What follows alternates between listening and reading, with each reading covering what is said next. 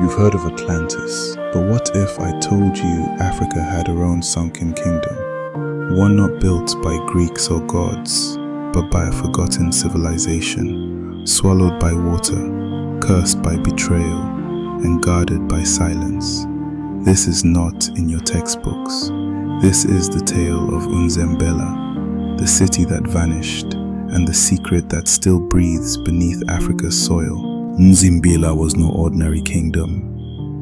It was said to be richer than Mali, older than Kush, and more secretive than Timbuktu. Built beside the sacred river Ikuru, the city shimmered with obsidian bricks, hanging gardens, and glowing night stones. Its people? Brilliant inventors, poets, healers. They spoke to the stars and charted dreams, and at its heart stood Queen Nyah, wise, fierce, and feared. But Queen Nyah had a secret, a locked pool beneath her palace, glowing blue and humming like thunder. Only she and her high seer Otuba could enter it. The pool, legend says, wasn't water, it was a living memory, a mirror of time. Otuba warned, "If greed touches it, the city shall drown." But word began to spread. A river that reflects the future, the world would kill for it. One moonless night, 3 strangers arrived, white-skinned merchants from across the Atlantic.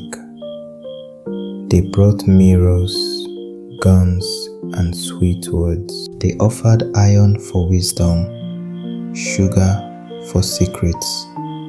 But what they wanted was access to the sacred pool. Queen Nyah declined. The river shows only what must not be seen. Some futures are blind for a reason, but one of our own people was listening and plotting. His name was Bako, a brilliant soldier raised by the queen. But he dreamed of ruling, of being more than just her shadow. Promised wealth and kingship by the foreigners, he stole the key and opened the chamber. And as he touched the pool, the city trembled, the river hissed, the sky turned red, the stars blinked out. Otuba's voice echoed, "He has broken the future." That night, the river Ikuru rose. It didn't flood, it swallowed. Whole towers were pulled down, statues cracked, bridges vanished. Queen Nyah stood in her throne room as the water crept up her waist.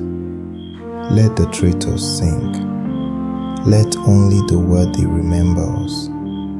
Then Nzembela was gone. The next morning, the merchants found nothing but a lake. No city, no queen or gold. Otuba's ghost still roams, they say, guarding the lake bed.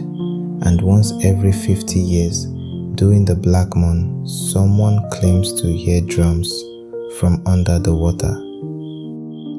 Nzembela still lives, the elders whisper, but only for those who listen with their soul.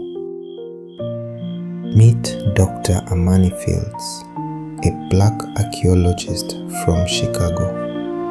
Her great-grandfather told her bedtime stories about Nzembela. She thought they were myths until she found a black stone tablet written in 2 languages, Ancient Nzembela and English. How? It had her family name on it. History isn't just written in books. Sometimes it's buried underwater, hidden in bloodlines, and waiting to rise again. Nzembela may be gone, but its story isn't. And if you're listening, maybe, just maybe, it's calling you too.